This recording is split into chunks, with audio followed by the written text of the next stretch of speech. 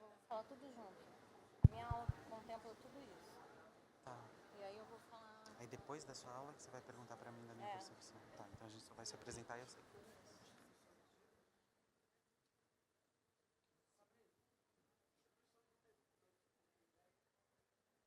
Bom, deixa, porque aí a gente tira o final. Qualquer coisa a gente interrompe vocês. Fica tranquilo.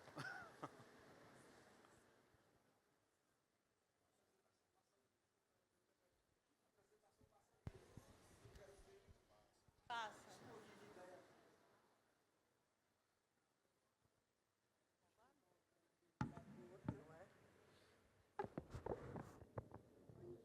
Não tá desligado.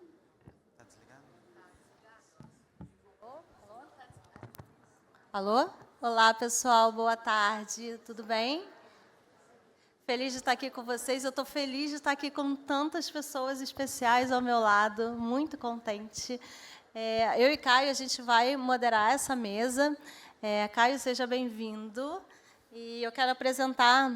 Caio, não quer se apresentar para o pessoal? Boa tarde, pessoal. Uma honra estar aqui com vocês também, com a Sabrina, minha amiga, e para a gente conversar um pouco sobre esse tema tão importante, né? Então, ver sala cheia para a gente é muito bom. Muito obrigado, sejam bem-vindos. Obrigada, Caio. Eu vou apresentar também quem está na plateia. A Vanessa Mello, que é paciente de leucemia mieloide crônica, membro do Comitê de Pacientes da Abrale. Ela fez questão de eu falar, ativista em Sergipe. Tiago Brasileiro, paciente de leucemia mieloide crônica e coordenador do Comitê de Pacientes da Abrale.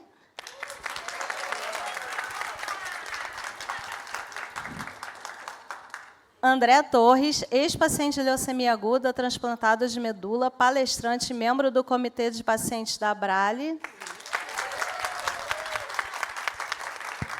Nossa querida Paola Torres, que é hematologista e também ativista de medicina integrativa, de Fortaleza. Bem-vinda de novo, minha querida, nossa segunda mesa juntas hoje. E eu vou começar trazendo um resuminho para vocês do que a gente vai falar. Né? Então, é uma apresentação bem sucinta, bem rápida, só para contextualizar o tema da nossa palestra. O letramento em saúde e a decisão clínica compartilhada. Esse tema não deveria estar aqui, né? Já deveria fazer parte da nossa rotina, já deveria ser parte de todo atendimento em saúde, mas a gente precisa falar disso.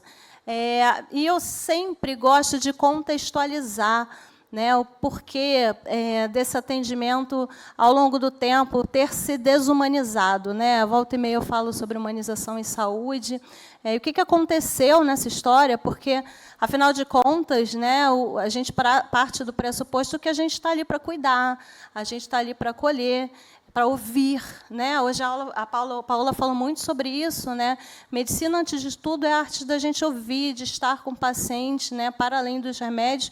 Onde é que aconteceu aí o tropeço que essa conexão não está acontecendo? Né? Então, historicamente, costumo dizer que a medicina sempre existiu, o ato de cuidar sempre existiu. Né?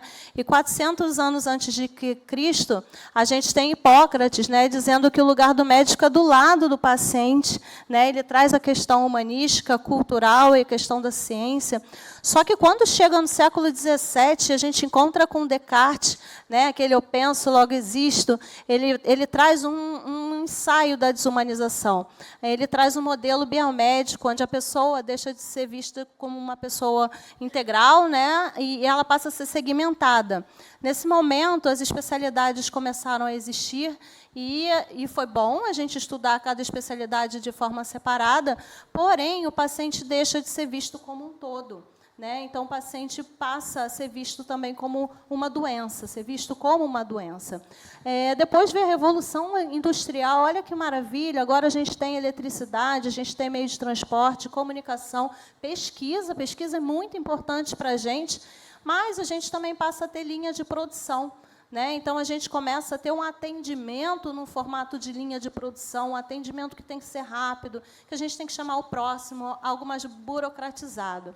Isso ainda piora quando a gente chega no surgimento da clínica médica, com Foucault, onde a gente tem as enfermarias nos hospitais, e agora o médico não é aquele que atende o paciente na sua casa, acompanhando a história da sua família, ouvindo toda a trajetória daquela família, mas agora ele está numa enfermaria, com o paciente no meio no leito, e as pessoas discutindo aquele caso, né, entre si, sem necessariamente estar dando o apoio que o paciente precisa de forma individualizada. Isso ainda vai além quando chega a Pasteur e Co. Graças a Deus, a gente descobriu o antibiótico e anestesia, e agora a gente tinha como fazer as cirurgias, os pacientes não ficavam com infecção na sequência, a gente começou a viver mais, porém, a gente tinha doença e remédio. Então, a gente transformou esse olhar também, de novo, mais uma vez, do paciente para a doença e cura. E essa forma de atender os pacientes também mudou ao longo do tempo, né? Até o século XX, a gente tinha decisões paternalistas, doenças agudas versus cura, onde o profissional de saúde, em tese, é quem detém o saber e pouca participação do paciente e a família. Logo depois veio o modelo informativo, onde o profissional entrega a informação e o paciente decide. E aí, no século XXI, começamos a ter a decisão compartilhada, onde a gente tem as doenças crônicas, e elas mudaram um pouco esse olhar, que o paciente passou a questionar mais e ficar mais tempo sendo acompanhado. Eu trago a questão da decisão compartilhada, já trazendo a definição, a partir de um livro que se chama A Revolução dos Pacientes, né? Então, esse médico, ele fala, Victor Montori, ele fala muito sobre a industrialização do cuidado, né? O médico sem tempo, numa burocracia danada, um sistema de saúde em crise, como é que a gente resolve isso? Então, ele propõe uma revolução para cuidados mais gentis e zelosos, que só pode dar certo se for feita com a união dos profissionais de saúde e os pacientes. Ele fala uma coisa muito interessante, que hoje a Paola também falou, que muitas vezes o profissional vê o paciente como um borrão, né? Ele tem o olhar científico do paciente, mas não necessariamente ele sabe a biografia daquele paciente para acolhê-lo e tratá-lo de forma adequada. Então, decisão compartilhada é um método de trabalho. Quando a gente fala em revolução, a gente fala de uma indignação para mudar, e é para isso que a gente está aqui. A gente sabe que 90 milhões de adultos nos Estados Unidos têm um letramento inadequado. Em idosos, esse letramento chega até 80%. 30% dos brasileiros têm um analfabetismo funcional. E o diagnóstico de doenças graves, muitas vezes, piora essa falta de letramento. Então, letramento, por definição, são as habilidades cognitivas e sociais que determinam a motivação e a capacidade dos indivíduos de ter acesso, compreender e utilizar informações de forma a promover e manter a sua saúde. O letramento em saúde aumenta a autonomia dos pacientes, tem relação direta com a qualidade de vida, aumenta a conexão entre indivíduos e as organizações de saúde, diminui as iniquidades sociais, e a OMS considera o letramento o 6º sinal vital, né? Então, a gente tem em mãos algo reconhecidamente muito importante. Quando estudado, a gente sabe que o letramento em saúde inadequado se associa a cuidados de saúde de pior qualidade e maior custo. Mesmo assim, a maioria dos médicos não consegue identificar o problema e não tem preparo para lidar com o paciente não letrado. Eu não vou me aprofundar muito aqui, por conta do tempo, mas a conscientização e o letramento e ou decisão compartilhada torna as pessoas proativas, diminuindo o risco e detectando precocemente o câncer, diminui o estigma da doença, faz com que os pacientes participem mais das pesquisas, aumenta o número de doações para as pesquisas, e isso permite que novas tecnologias surjam, ajuda os pacientes a lidarem melhor com o tratamento e tomem decisões na sua própria jornada. Mais que tudo, melhora a qualidade de vida dos pacientes e seus hábitos de vida também. Outra história que eu trago aqui, porque aqui a gente combinou de cada um trazer um pouco o seu depoimento de por que essa mobilização e o que nos move, né? Eu trabalhei no INCA durante 7 anos, eu saí em 2017, E meu pai teve câncer de mama, meu pai é mastologista, ele teve câncer de mama em 2016, e nessa caminhada, vivendo o outro lado da mesa, eu percebi como, mesmo ele sendo médico, mesmo a gente estando dentro de uma equipe de amigos, né, de oncologistas que a gente conhecia de longa data, falta sempre um pouco de escuta, né? A gente sente falta também de acolhimento, e olha que a gente foi bastante acolhida, mas vários estalos, insights me vieram nesse momento, tanto que eu escrevi o livro Como Estamos, que é um diário baseado em nossas trocas de mensagem por WhatsApp, falando sobre todas as etapas, como a gente sente medo, como a gente, muitas vezes, não consegue acolhimento onde deveria conseguir, falo dos sintomas. E, a partir daí, eu fui acionada pela Maria Júlia Callas, mastologista que está aqui na sala comigo, porque a indignação, ela contagia, e a indignação já existia também no coraçãozinho da Maria Júlia, e a gente fundou o Instituto Nosso Papo Rosa, que hoje a gente já tem 7 anos de caminhada, e a gente leva informação, letramento, acolhimento para pacientes, para que eles tomem rédeas de sua jornada. Nesse caminho, eu também me aprofundei em advocacy, também aprendi a falar mais de medicina integrativa, tenho uma formação em saúde integrativa, e também atuo na questão do survivorship, que são os cuidados com pacientes sobreviventes. Então, tudo isso para dizer que todo mundo aqui é semente, né? Então, a gente pode, a partir de vivências, da escuta e de inspirações que a gente tiver, traçar novos caminhos e mudar a vida de várias pessoas. A gente tem que ser peça que muda o mundo, gente. A informação é inimiga do medo. E essa fala, Nothing About Me Without Me, nada sobre mim sem mim, é uma fala que os pacientes falam nos congressos internacionais. Essa fala é falada aqui no Brasil já. A gente quer sempre ter paciente entre nós, nos congressos, nos movimentos, porque não dá para a gente falar sobre doença, sobre diagnóstico oncológico, sem a gente ouvir o paciente, né, que é o centro de tudo isso. Fica aqui o convite para o nosso Papo Rosa, no Rio de Janeiro, é um evento gratuito, para pacientes e familiares, e qualquer coisa é só entrar em contato com a gente. Obrigada, pessoal. Caio, quero ouvir você. Muito bom, né, gente? E que importante, né, a gente ouvir um pouquinho disso. Eu não vou me estender, né, porque eu acho que o que é mais interessante, né, nessa mesa é ouvir a história de quem está aqui com a gente. Mas, para amarrar um pouquinho com essa história, amarrar um pouco pelo que... com tudo que a Sabrina falou, né? A gente fala de letramento em saúde e a gente fala também de decisão clínica compartilhada. No entanto, a gente vive na nossa sociedade uma soberania da ordem médica, né? O que é isso? O médico diz e a gente fala amém, né? O que é isso? A gente vai, a gente entende que quando eu vou para o médico, o meu corpo, quem sabe mais sobre o meu corpo é ele. É ele que vai dizer o que tem que ser feito, como tem que ser feito e quando tem que ser feito. E aí, quando a gente tem ainda uma doença que traz para a gente ainda essa perspectiva bastante dolorosa e estigmatizada como câncer, é aí que a gente coloca tudo na mão do outro. E decisão clínica compartilhada e letramento em saúde também depende de uma posição ativa do paciente. Ou seja, você é paciente, mas você não tem que ser passivo no seu cuidado. Então, toda vez que você for no médico, né, seja para uma consulta de rotina, seja para o que for, também tem que ter um paciente que está muito ligado às próprias questões físicas, emocionais. É o paciente que diz, doutor, não é por aí, porque isso vai atingir a minha vida numa questão e num lugar que o senhor não vai ver.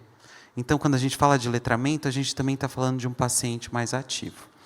E para isso, agora, né, falando um pouquinho, né, e amarrando com o que eu disse, nada melhor do que ouvir de quem viveu, né? Então, eu acho que agora a Sabrina, né, também, se quiser também colocar alguma questão, mas a gente podia também começar a compartilhar essas experiências, né, com a Vanessa. Mas, Sá, o que você acha?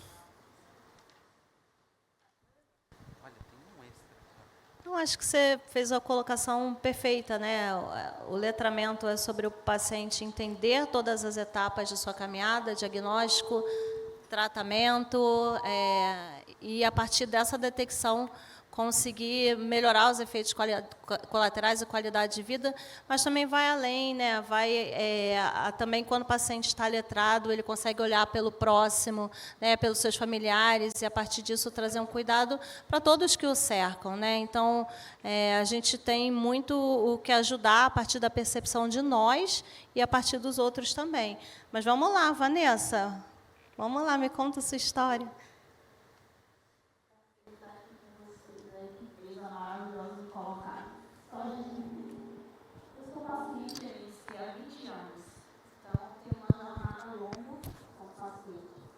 Naquele primeiro momento, quando eu recebi o diagnóstico, eu tinha muita curiosidade e tinha muitos medos. Então, começa aí o meu estudo de entender o que era isso, o que é a leucemia. Eu queria entender e saber quais as chances que eu tinha de sobrevida. Começa aí a minha busca por entender, começa aí o meu letramento. E quando começar, eu não sabia nada. Eu era uma jovem professora, eu entendia de alfabetizar, eu não entendia nada de saúde, muito menos de leucemia. E foi fundamental o papel da minha médica, a doutora Juliana Bruno, uma especialista e uma médica humanizada, que naquele momento, entendendo todas as minhas indagações, me indica um caminho que eu procurei e nunca mais eu larguei, a Abrale.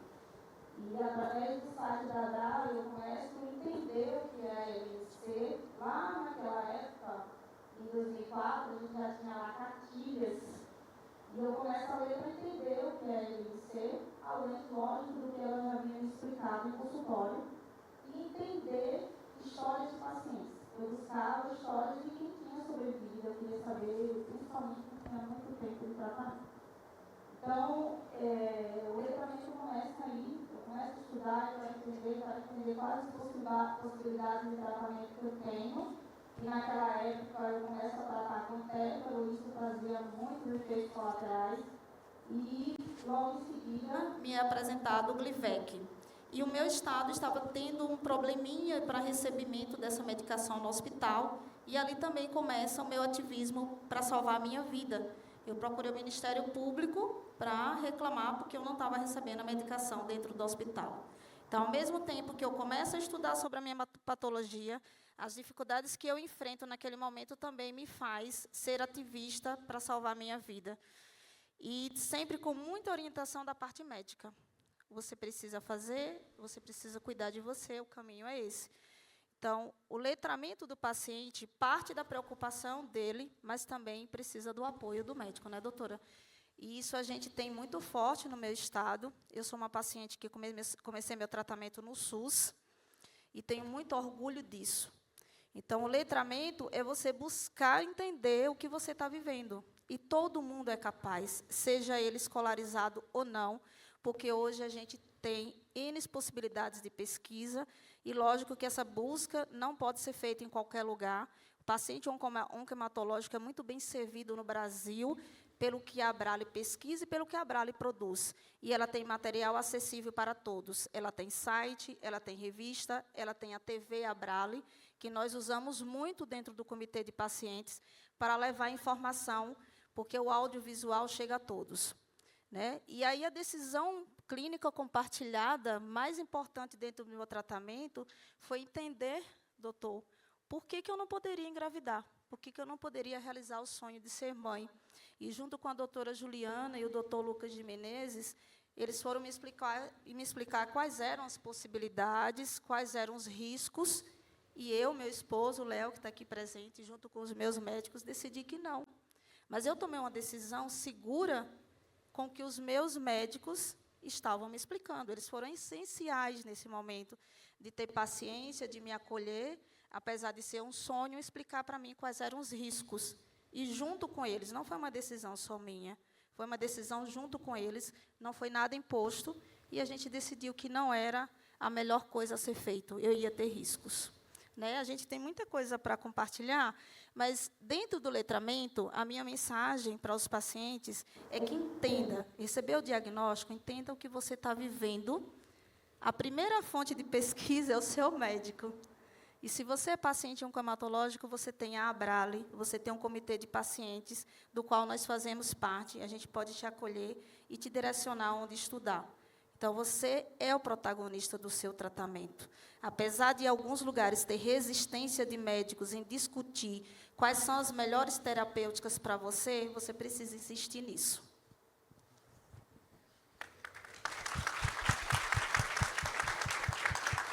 Gente, olha só que fala tão importante, tão potente, né? E, Vanessa, eu não posso fugir da minha raiz, eu sou psicanalista, não posso, né? Não dá para cair muito fora ali do balde, né?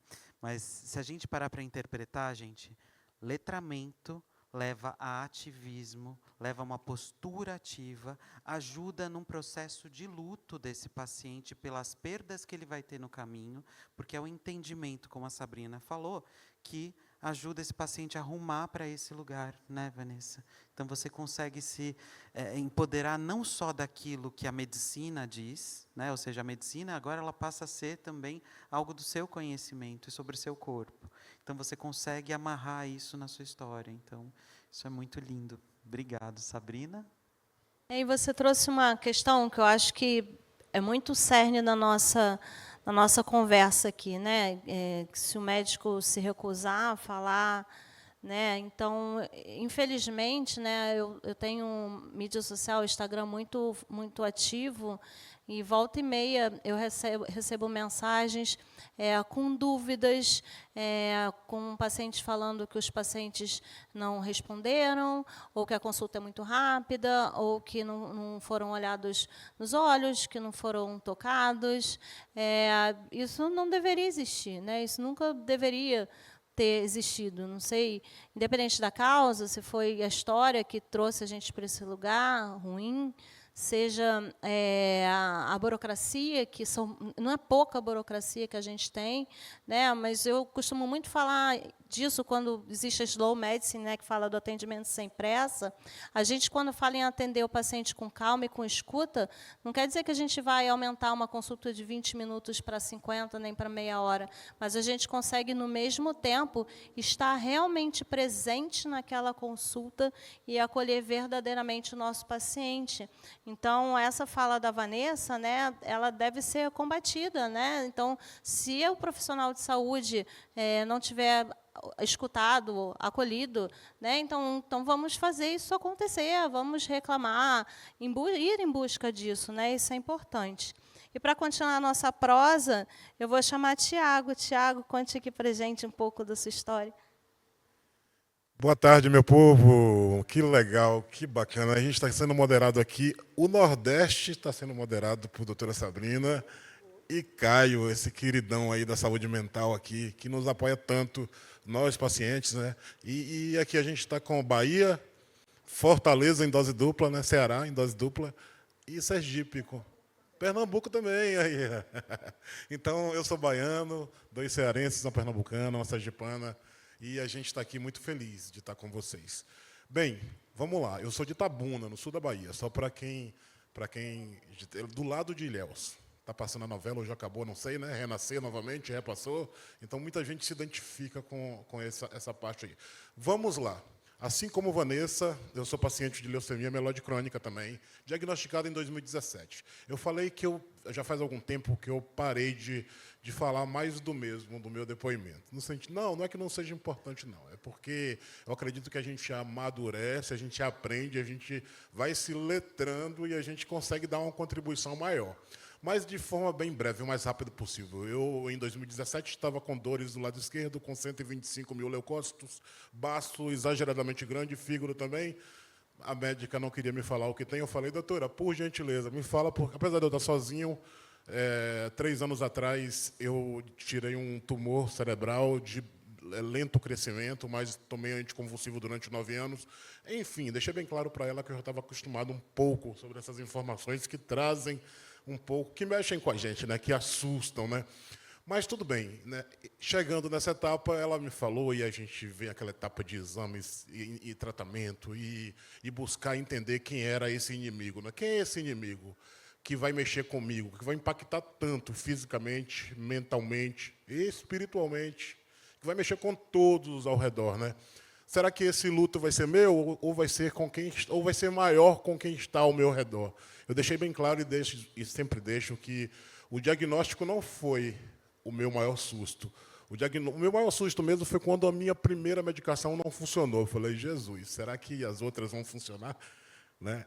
Vanessa acompanhou isso muito bem. Então, vamos lá. Desde sempre busquei aprender, entender. Sabe? Eu sempre digo que a nossa experiência, a nossa vida perde significado se a gente não ajudar ao próximo. Então, eu guardei a minha dor e fui buscando tentar ajudar o próximo, buscando entender, fui interagindo. Eu falei, pronto, eu tenho que entender, porque se eu conseguir me ajudar num processo de autocuidado, eu consigo ajudar quem está precisando também.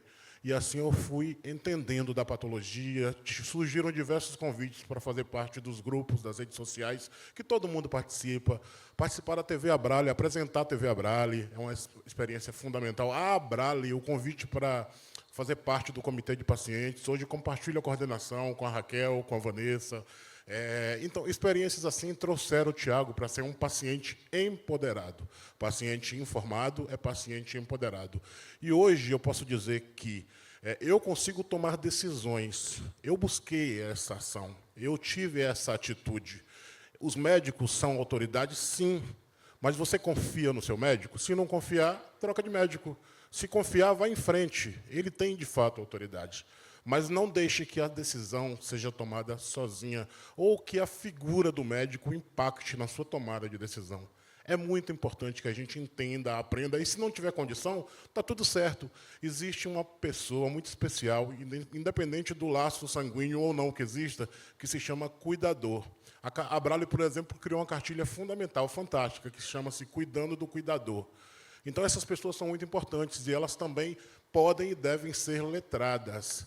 E hoje, eu busco, como é que eu busco hoje viver? Eu busco dizer, por exemplo, assim, para os 4 cantos do mundo, que eu agradeço a leucemia em minha vida. Tem muita gente que fala assim, você é maluco? Não, eu simplesmente entendi que existe um propósito do rapaz lá de cima em minha vida, e falo isso arrepiado, porque ela veio com a missão, com um propósito, foi um chamado.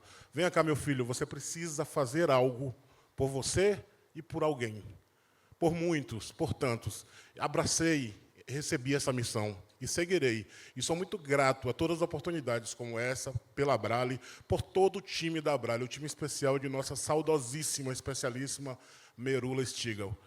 Então, é isso que eu digo para vocês. E hoje, para não ficar mais do mesmo, o que é que eu posso, para finalizar aqui, dizer para vocês? Eu busco hoje um equilíbrio imenso na parte física, mental e espiritual. O que é que acontece? Todos nós somos capazes e devemos buscar esse empoderamento, esse letramento necessário para que você coloque em xeque tudo aquilo que você vai fazer. Está certo? Sim, porque eu decidi. Se eu errar, eu tento novamente.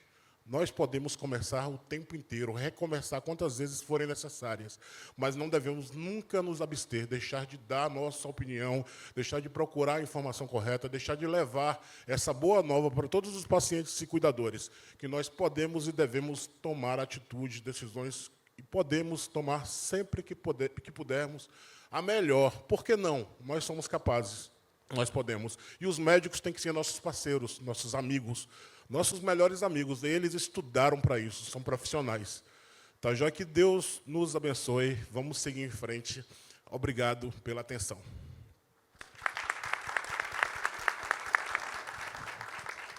Gostei muito que você trouxe a voz do familiar, né?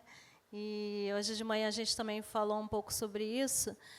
Até a Monja Cohen estava falando sobre a questão dos familiares, né? Porque o paciente, eu lembro quando meu pai passou pelo tratamento, ele sempre foi muito calado e durante o tratamento tinha dias que ele ficava muito calado, só que ele já era calado.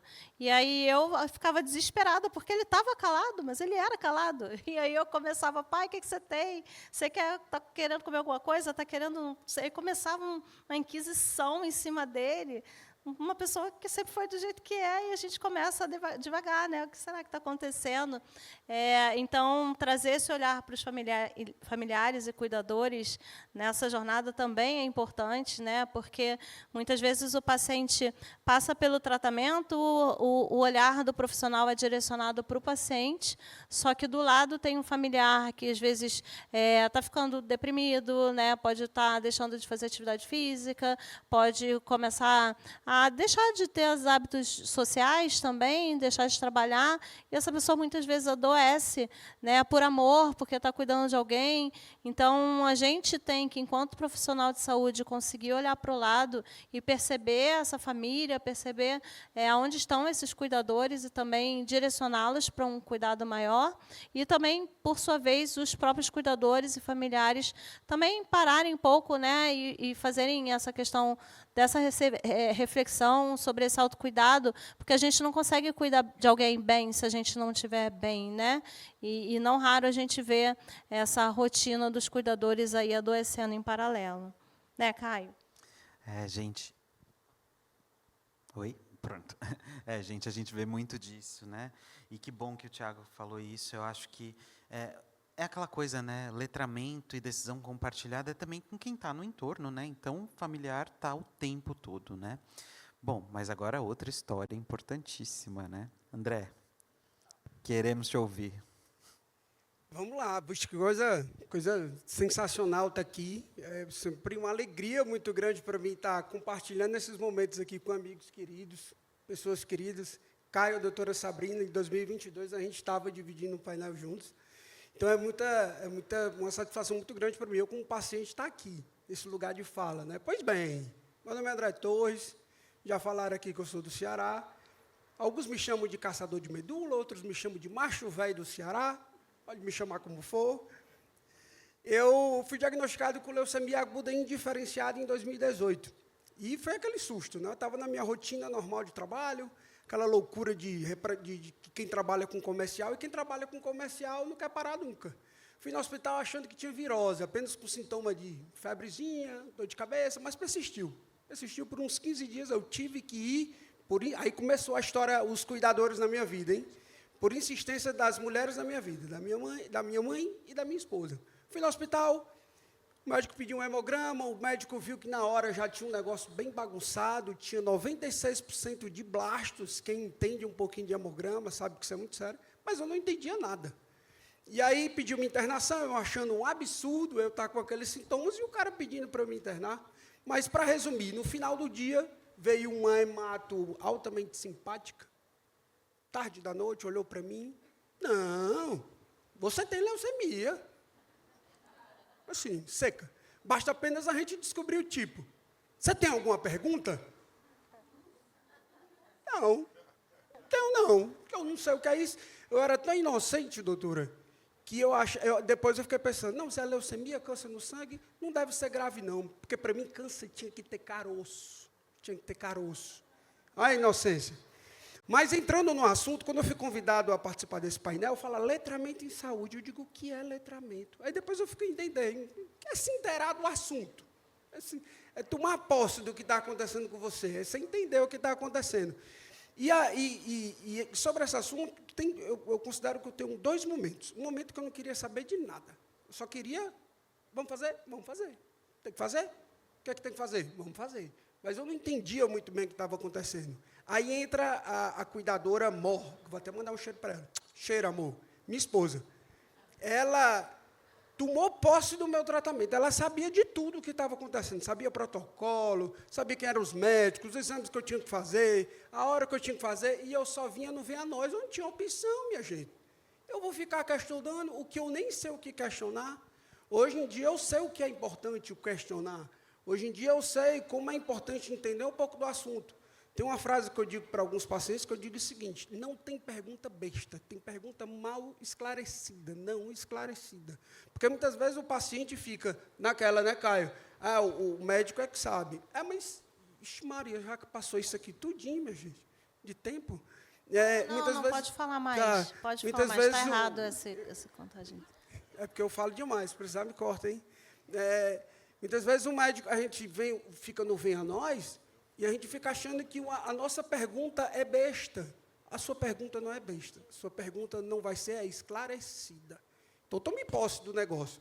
Eu tenho algumas situações que aí eu sou um contador de história, meu povo. Então, assim, eu tenho algumas situações com a minha esposa, muitas vezes ela tomava tanta posse do negócio, era aquele momento que eu estava tudo bem.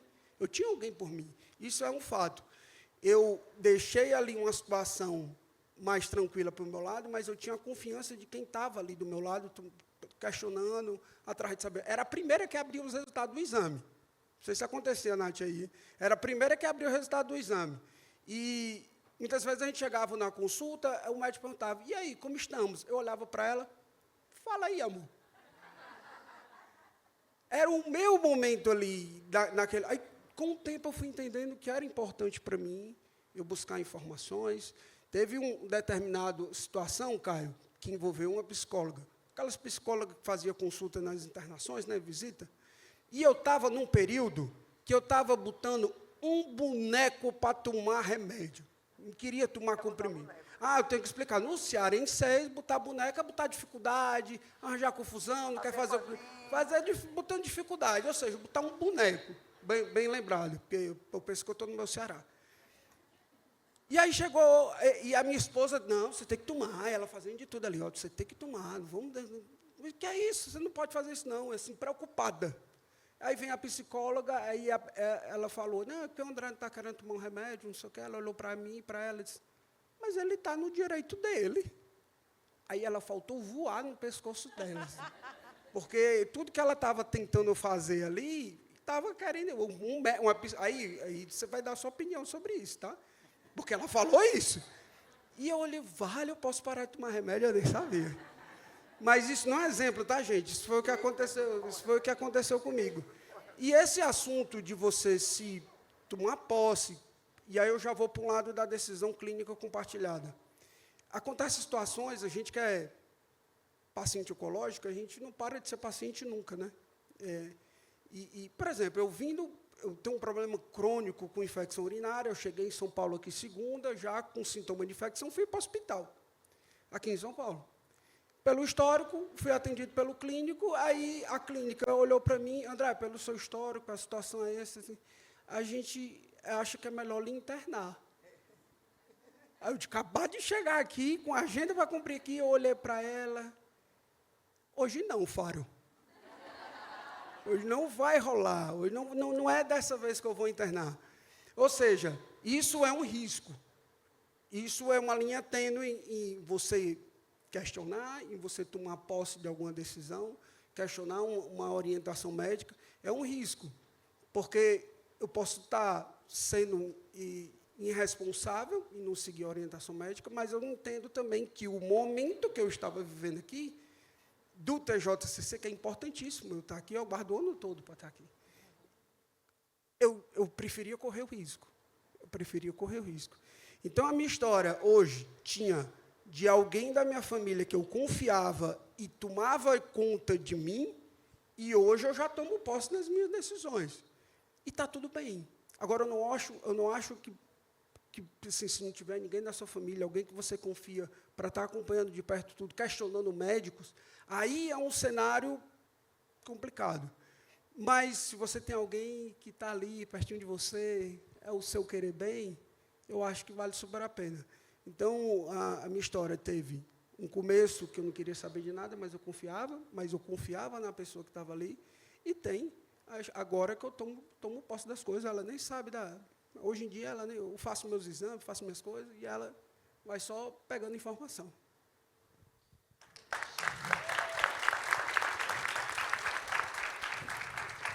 Show, querido. Eu acho que... gente, todos esses depoimentos, né, eu acho que eles deixam um recado para a gente que é um dos mais importantes, né, de que letramento é saúde, né? É uma forma do exercício da saúde de maneira integral. É o conhecimento e a adoção, né, é uma adoção de uma posição que favorece o instrumento, né, a saúde como um instrumento de todos, do médico, da equipe multi, do paciente, né? Essa questão que você falou aí, né, da psicologia também, né?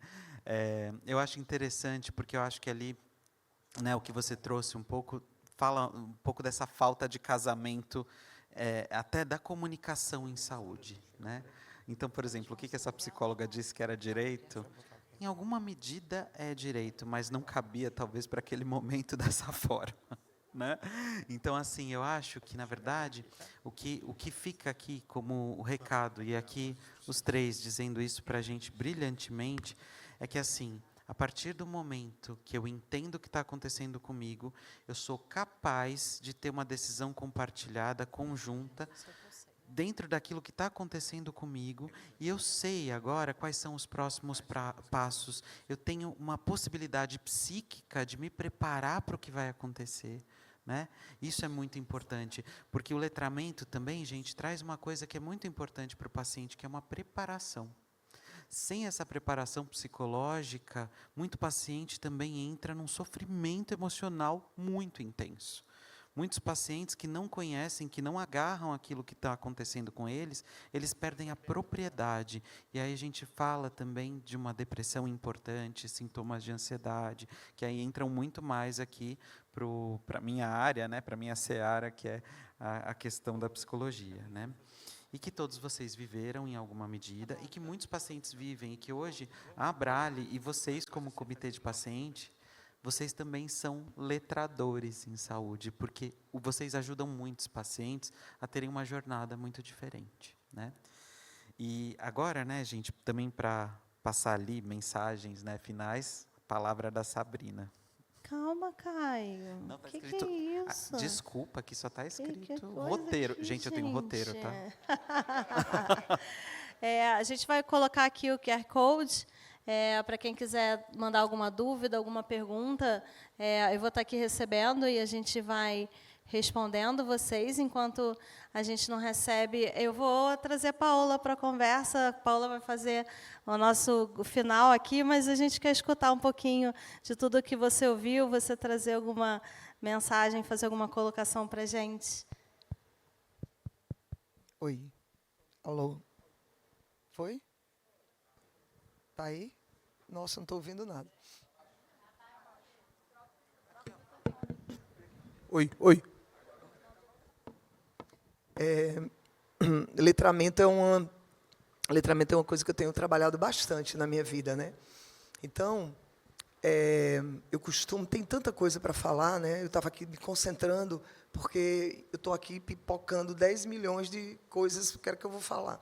Mas, imagina que você tem, eu vou falar do letramento do médico. Imagina que você tem um paciente que ele tem um histórico de leucemia aguda, e esse paciente fez um transplante de medula, fez uma viagem, e ele chega com sintoma de infecção urinária e você está recebendo ele. Você não tem nenhuma experiência em acompanhar pacientes de leucemia aguda, e você não conhece o histórico daquele paciente. E se você mandar esse paciente embora e ele morrer? Porque você não tem ideia, você não é capaz de balizar o que está acontecendo. Portanto, esse paciente deveria andar com uma carta do médico dele dizendo: caro colega, se você pegar em algum momento, você consultar o André Torres, ele é meu paciente, meu telefone é tal, ele tem problemas de infecção recorrente, trerei, papapá. Se ele apresentar, faça assim, assim, assim, assim, assim. Então, todo médico, todo paciente, que ele é um paciente oncológico, o médico dele, pelo menos os meus pacientes, eles andam com a carta minha, com o meu telefone, com a cartinha minha, dizendo N possibilidades, porque os médicos também não têm muito letramento em várias coisas. Eu não tenho letramento em várias coisas da medicina. Eu preciso de ajuda. Então, eu sempre digo, e as pessoas riem, meus alunos, eu digo, eu sou uma excelente médica, os meus alunos. Eu digo, porque eu sei que não sei medicina e sei pedir ajuda a quem sabe mais do que eu. Então, é lógico que eu não sei medicina, mas sabe o que é que eu sei? Eu sei cuidar de gente, eu sei cuidar de pessoas. Eu tenho um feeling para achar que aquela pessoa não está muito bem e de tentar convencer ela a ficar ali. Então, porque a medicina ninguém sabe, nunca ninguém soube. É um mundo de coisas, é muito difícil. Tem a singularidade de cada pessoa. Quando a gente fala de letramento do paciente, a gente tem que falar também, agora eu estou trabalhando com um livro que eu escrevi chamado Neoplasias Hematológicas em Cordel. Desafios, conquistas e mistérios da hematologia. Imagina um menino que ele, na faculdade dele inteira, tem uma aula de 2 horas de neoplasias hematológicas. Tudo. Em 2 horas ele tem uma aula onde ele aprende leucemia mieloide crônica, que já é um mundo, leucemia mieloide aguda, mieloma, linfoma de Hodgkin, linfoma não Hodgkin, e tudo em 2 horas, e você quer que o menino saia formado sabendo. Ele vê um paciente, ele não consegue identificar. Vocês sabem o que é isso? O que é que eu estou falando? É exatamente de você não ter letramento. Então, eu digo aos meus alunos assim, você entra numa faculdade e você faz prova. Imagina que você faz um curso de pudim. Você faz prova de pudim, lhe perguntam, quanto tempo é para derreter o açúcar da calda do pudim? 1 minuto, você acerta tudo. Você é PhD em pudim. Botam você diante do material de um pudim, você não sabe desenformar um pudim que todo mundo coma e morra de joelho, achando aquele pudim bom.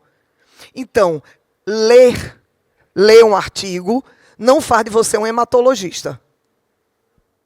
Ler um artigo te possibilita tomar decisões, mas não te faz um hematologista. O que te faz um hematologista é a experiência, a vivência, o vivido. Isso é letramento, é o vivido. E o vivido, ele também vem pela voz do paciente. Tem que prestar atenção no que o paciente conta a gente. Porque a gente vai aprender o que está sendo vivido no corpo do outro, porque não é na gente que está acontecendo. A narrativa minha é, leucemia é uma doença onde tem uma célula que fica blasta, não sei o quê, não sei o quê. Vou dizer um palavrão aqui, foda-se. Entendeu? Não é isso. É o paciente sentir fadiga, exaustão, desespero, sangramento, uma sensação horrível no corpo.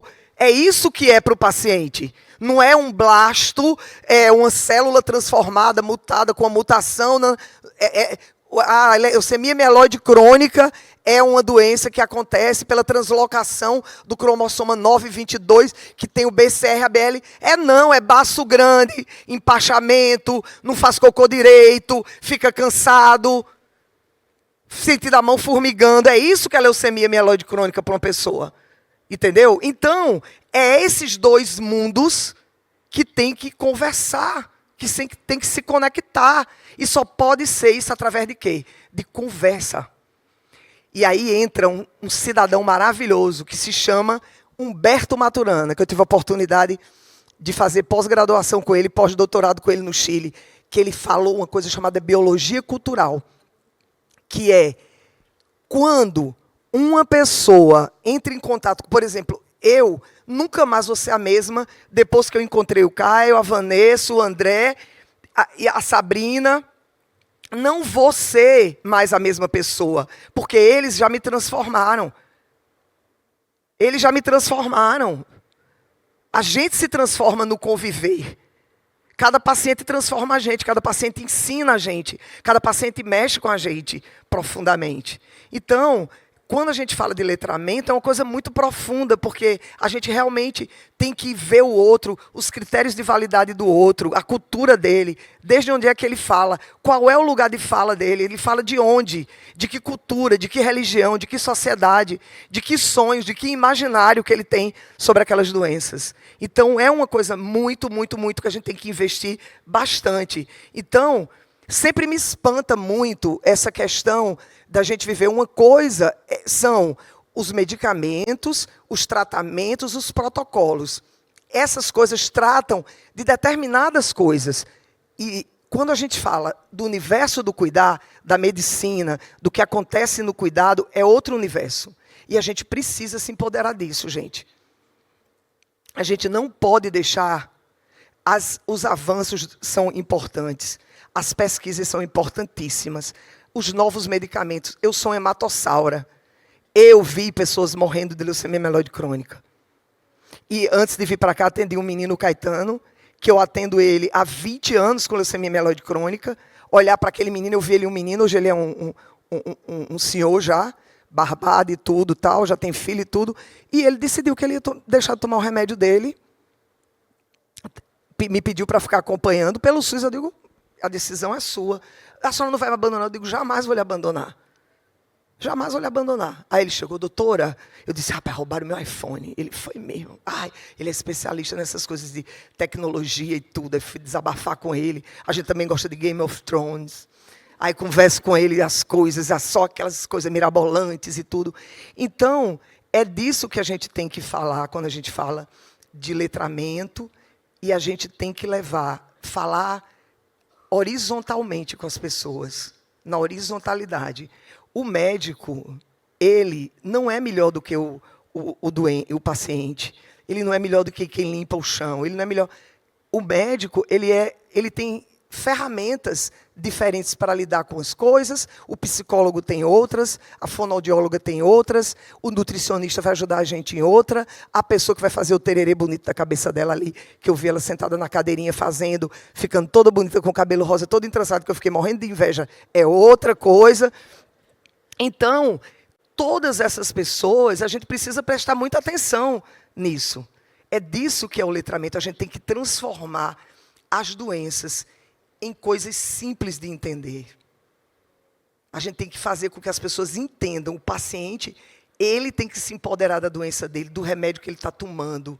O que é esse remédio? O que é que ele vai fazer comigo? Eu vou ter caganeira? Eu vou tossir? Eu vou ficar com as minhas gengivas tudo sem doendo, não sei o quê? Eu tenho o direito de saber disso, prever se eu quero fazer isso. E eu tenho o direito também a abandonar o tratamento se eu não quiser. Entendeu? Finalizar, por favor. A gente...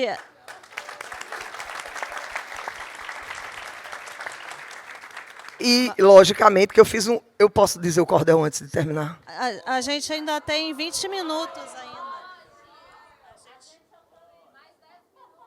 Não, eu não vou dizer em 10, eu vou dizer 1.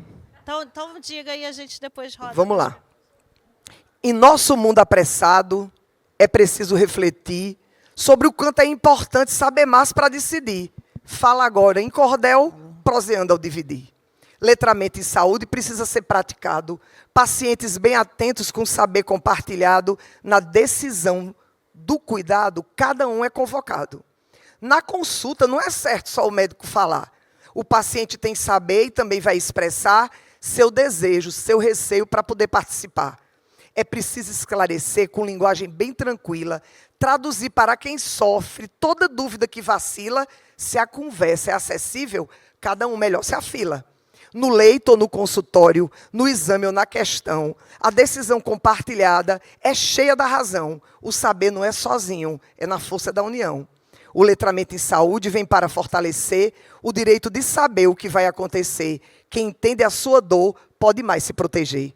Médico e paciente juntos devem sempre dialogar com empatia e respeito para o cuidado melhorar. Cada um com seu papel vão na vida caminhar. Quem compartilha o saber ganha voz para decidir, confiando no caminho que escolheu para seguir. Na saúde ou na doença, é preciso interagir. E assim encerra o cordel, esperando que lhe inspire, pois na prática do cuidado há muito para conferir, decisão bem orientada nos ajuda a prosseguir. Agradeço de antemão quem ouviu com atenção, pois letramento em saúde é também educação. Nos dá força, abre portas, traz mais vida e solução. Seja em um simples remédio ou numa intervenção, quem conhece os caminhos toma a sua decisão e a saúde se constrói com essa colaboração. Caminhando lado a lado, o cuidado se faz bem. Médico e paciente unidos valorizam mais o que têm, pois o saber compartilhado é um tesouro que convém. Deixo aqui o meu abraço e meu verso de alegria, que essa prosa em cordel semeie mais harmonia na saúde e no viver, com paz e sabedoria.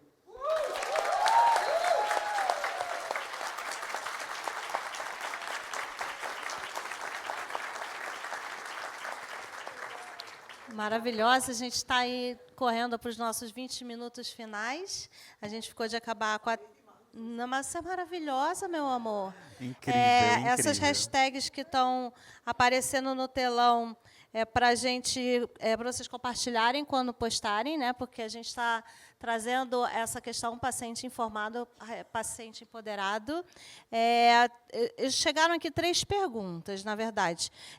A primeira a Lidiane, enfermeira oncológica, perguntou qual o melhor caminho e estratégia para fazer a categoria médica entender a importância da tomada de decisão e por que é tão difícil que eles entendam que a soberania médica colocada de forma errada prejudica todo o vínculo e sucesso do tratamento.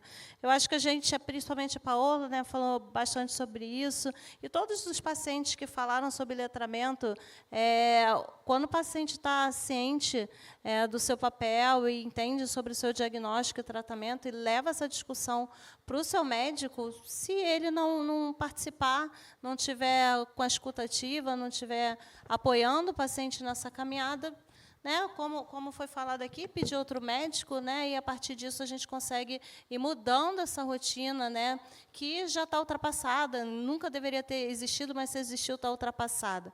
E aí, para fechar, que aí a gente vai dar... Eu já ouvi de médico, só dizendo assim, bem seco, o médico aqui sou eu.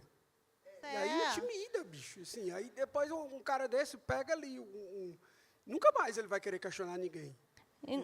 Não, pois talvez, isso é uma coisa que acontece muito, que eu vejo, quando os pacientes mencionam, trazendo essa questão, eu falo, vai na ouvidoria, pede para trocar de médico, né?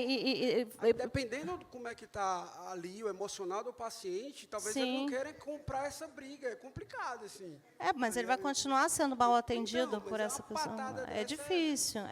Mas eu só acredito nesse caminho para a mudança. A mudança tem que acontecer, né? Já não tem mais espaço para isso. Eu vou passar para o Caio. Caio, olha só, tem uma pergunta aqui, eu sei do tempo, gente, pelo amor de Deus, que pergunta, a Luísa pergunta a diferença de educação e saúde e letramento, se são sinônimos. E aí, uma pergunta que foi feita para os pacientes, que a Letícia perguntou.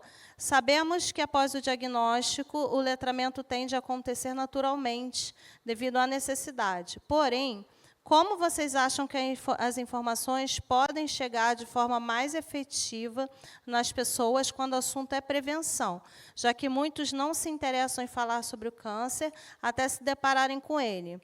Obrigada e muita saúde a todos. Então, eu quero que o Caio comente essas 2 questões, e aí depois cada um de vocês vão comentar e deixar uma mensagem final para todo mundo. Bom, então, essas 2 questões eu acho que é interessante, porque quando a gente fala em educação em saúde, a gente está falando de um macro. Educação em saúde envolve muitos dispositivos, envolve um cascateamento de informações, e a gente fala sobre comunicação em saúde, que deveria ser condição básica das graduações em saúde. E a gente não tem educação em saúde, né? E o letramento, ele é parte da educação em saúde. É que a gente fala muito de educação em saúde, por exemplo, dentro de um hospital. É o setor de educação continuada. Também é educação em saúde, mas não é só isso, tá? E que cabe até futuramente uma mesa sobre, quem sabe, né? E o outro ponto que a Sabrina falou, que trouxe aí dessa pergunta, é que assim, o paciente ele é convocado por uma coisa que a Vanessa falou que foi super interessante, que eu acho que um pouco do que o Tiago disse, do que o André disse. Quando a gente fala de oncohematologia, quando a gente fala de oncologia, o paciente ele é convocado pela via do medo de não sobreviver. E isso convoca ele para falar, eu preciso entender do que está acontecendo. Se não é ele, muitas vezes, é a família que é convocada para esse lugar. Espera, o que tem que estar aqui no hemograma que está errado, que eu tenho que levar para o hospital? Então, ele é convocado a ser um pouco mais iletrado para conseguir se cuidar, ou para a família cuidar. Então, isso não acontece automaticamente, isso também depende de todo um processo psicológico que o paciente vai fazendo até alcançar esse lugar. Tá? Alcançar esse lugar de ser mais letrado sobre a própria saúde, né, sobre a própria condição clínica. Tá? E um outro ponto que eu vou usar esse espacinho bem rápido para falar. Nós lançamos do Comitê de Saúde Mental da Abrale, que contou inclusive com o Tiago, né? A gente acabou de lançar um livro que está lá na estande da Abrale sobre saúde mental em oncohematologia né? O Tiago, ele escreveu um depoimento como paciente, e todos nós do Comitê de Saúde Mental escrevemos sobre a saúde mental em todas as etapas, desde o diagnóstico, transplante de medula. Então, quem tiver interesse também está por lá. Agora, então, passo a palavra para os nossos queridos, para vocês deixarem uma mensagem final para a gente, por favor. É um livro muito especial, né, Caio? Eu tive a honra de deixar um depoimento, uma palavra, e está lá, disponível para todo mundo. Vamos lá, gente. É muito importante a gente entender. Por exemplo, eu vou falar em letramento, em empoderamento, dando um exemplo meu. Muita gente aqui me conhece. Todo mundo, tem bastante gente aqui que me conhece. Estou vendo aqui os rostinhos. Olha o que aconteceu 2 meses atrás. O hematologista que me acompanha lá na Bahia, a gente criou um vínculo muito rápido. Eu saí de Belo Horizonte e voltei para a Bahia. E, com o tempo, ele percebeu que eu dominava, nós quebrando um pouco o protocolo. Nossa amiga Sandra, que faz parte do comitê de pacientes, Sandra Mabel também, é acompanhada por ele também. E aí, doutor Rafael falou bem assim para mim, falou para ela e falou para mim: Tiago, veio um paciente aqui, buscou algumas informações. Infelizmente, eu não consegui passar todas as informações, mas eu pedi para ele te procurar, tá, para você tentar ajudar. Passou-se alguns dias, ele me procurou e falou assim: oi, Tiago, tudo bom? Eu sou o Luiz, né? O doutor Rafael pediu para te procurar. Ele falou que você sabe mais de LMC do que ele. Entendeu? Então, é bem por aí, sabe? A hematologia é gigante, é imensa, né? A oncologia é mais ainda, né? Então, os médicos, eles não vão saber de tudo, mas eles podem, daquele ponto específico. A minha hematologista que me tratava em Belo Horizonte dominava mais o mieloma múltiplo, por exemplo, né? Então, o que eu quero dizer com isso?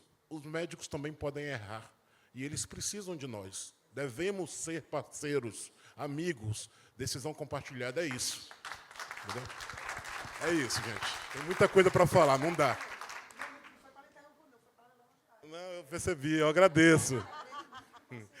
É isso, o médico é ser humano, ele pode errar e ele aprende com a gente também. Agora, só para finalizar de fato, a gente pode e deve tomar nossas decisões, nossas atitudes. Eu sempre falo, cuidado da saúde física, mental e espiritual. Falando especificamente da saúde física, quem aqui pode tomar a atitude de fazer algo? Todos nós.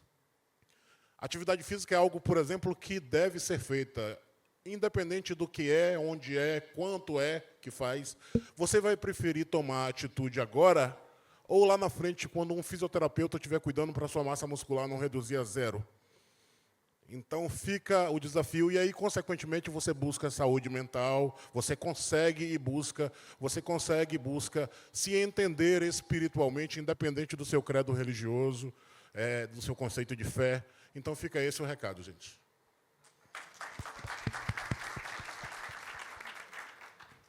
Bom, gente, assim,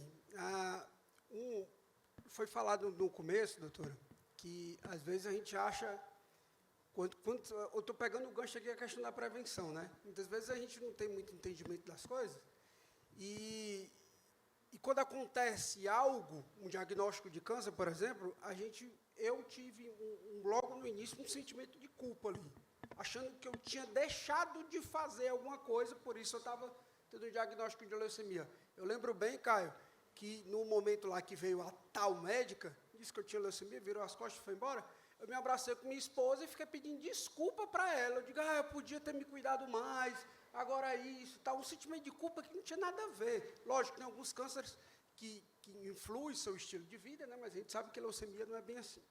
Então, a gente tem esse sentimento de culpa. E um paciente pós-tratamento, seja de leucemia aguda, seja de LMC, a gente convive com a questão de entender o que a gente está fazendo por nós. E um pós-paciente oncológico com sequelas, que foi o meu caso, a gente precisa equilibrar vários pratos. Eu preciso equilibrar o prato da neuropatia, parte neurológica, eu preciso equilibrar a parte ali de funcionamento de bexiga, intestino. Então, uma série de coisas que você precisa administrar, que muitas vezes não é fácil, mas aí sempre tem um exercício, e eu gosto muito de me provocar. O que é que eu estou fazendo para melhorar sintomas, para ter uma melhor qualidade de vida, para poder administrar esses sintomas, E o que eu estou fazendo para não piorar esses sintomas? Então, entra a questão da prevenção. Eu gosto muito de me provocar. Eu estou fazendo o que eu posso fazer? Eu estou tendo acesso ao que eu queria ter? Então, é muito dessa questão. Se provoque. Você está fazendo o máximo que você pode? Tem coisas da oncologia, principalmente da oncologia, tem coisas que você precisa fazer até o seu limite. Aí chega uma parte do impossível, que aí o impossível é para Deus. Agora você precisa entregar. Mas você precisa se provocar. O que é que eu estou fazendo? O que eu estou fazendo ou deixando de fazer que está me levando a um ponto que está me deixando mais incomodado? Então, se provoque. Se provoque e tente entender se você poderia estar fazendo mais.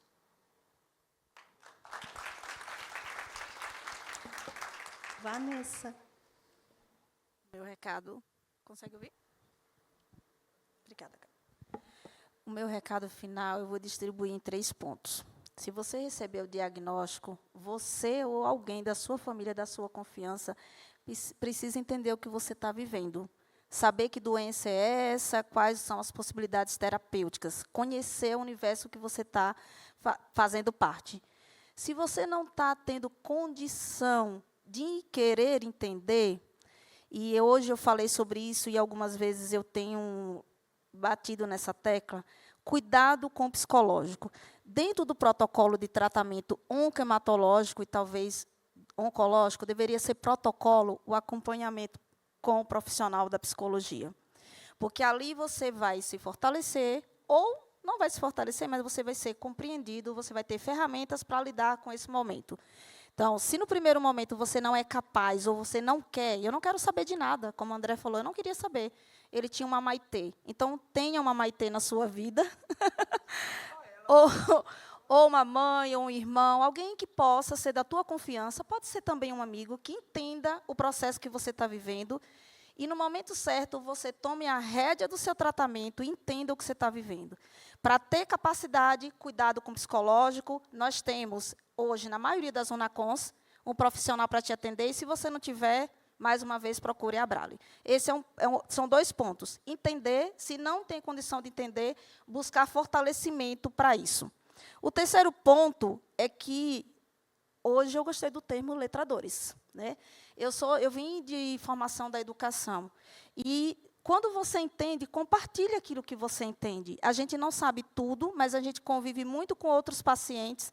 Eu vejo aqui pessoas do nosso meio, pacientes LMC, isso me emociona muito, tem aqui vários, que compartilham com nós diariamente experiências através de grupos de pacientes. Então, se você foi diagnosticado, procure pessoas que têm a mesma patologia com você para compartilhar vivências de paciente. Isso vai te empoderar, isso vai te dar segurança, isso vai te dar possibilidade de entender que não é o fim.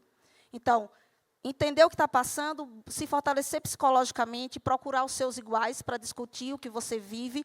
E, além disso, você tem instituições especializadas em cuidar de você. Procure essas instituições. Né? Nós, hoje, no papel de letradores, já tomei posse desse termo, nós temos o Comitê de Pacientes Abrale. A gente acolhe, a gente apoia, a gente até chora junto, a gente sofre com quem parte, mas a gente sacode a poeira e segue em frente, né, Tiago e André, e todos que estão aqui do comitê, porque nós escolhemos isso como missão para levar informação, para empoderar os pacientes e para entender que câncer não é o fim, né, doutora? Não é mesmo. Existem muitos óbitos, infelizmente existem, e até sobre isso a gente precisa entender. Então, tomem posse do diagnóstico. É isso mesmo, não tem como voltar quando você tem um diagnóstico. Procure viver da melhor forma. E, quando o negócio está difícil demais, que você nem quer saber o que é que você está tratando, recorra à psicologia. Esse é o meu recado. Quem quiser conhecer o nosso trabalho, @Comitê de Pacientes Abrale. Tá? Obrigada. Aê, Vanessa. Oi, estão me ouvindo? Pessoal, só complementando aqui um pouco, se eu não me engano, foi Letícia que fez uma das perguntas, e a pergunta foi bem direcionada assim, para dizer que o letramento vem de forma gradual. Né? Vem, sim, mas a gente tem possibilidade de utilizar o livre-arbítrio, de tomar atitude e de fazer com que esse processo de letramento seja acelerado. A gente pode e deve fazer isso, porque o câncer não espera. Existem pacientes, existem muitas pessoas que estão aí precisando da gente, precisando de várias Vanessas, vários Andrés e tantos outros que estão aqui, principalmente a turminha do Comitê de Pacientes. Infelizmente, o formato não cabe todo mundo, mas todos estão totalmente aptos a sentarem aqui e estão aqui com muito carinho. Né? E é isso, a gente pode e deve acelerar. Todos nós somos multiplicadores do bem, certo? Vamos multiplicar esse bem maior. Obrigado. Temos 2 minutos, Paola, 2 minutos para a mensagem final. Contando. Eu acho que eu digo assim, ó. Eu estou lançando um programazinho no Instagram chamado Sexta da Saúde, que tem a ver com sexta de sexta-feira, vai ser toda sexta, mas é sexta mesmo, cheia de cordel. Então, lá no Instagram, @Paula Torres, médica cordelista, e eu digo somente assim, ó, para o doutor importante é a doença, para o doutor importante é a presença, necessita que alguém lhe dê alento, é melhor cama quente que relento, e o afeto compensa a indiferença. O doutor é mais forte que a doença, a bondade deve compartilhar, a alegria e amor deve espalhar, dando à vida o valor e a garantia, medicina, cordel e cantoria, é remédio que veio para curar. Sabrina, obrigada. Tiago, André, Vanessa, Caio, muito obrigado. Obrigado aos pacientes que ficaram aqui, tiveram paciência de ouvir aqui essa velha médica, cordelista, hematologista, com muito orgulho. Sigamos juntos, porque saúde a gente faz junto. Obrigada, pessoal. Obrigada, pessoal. E assim a gente encerra a nossa mesa. Vamos letrar por aí. Obrigada. Obrigado, pessoal. Boa tarde.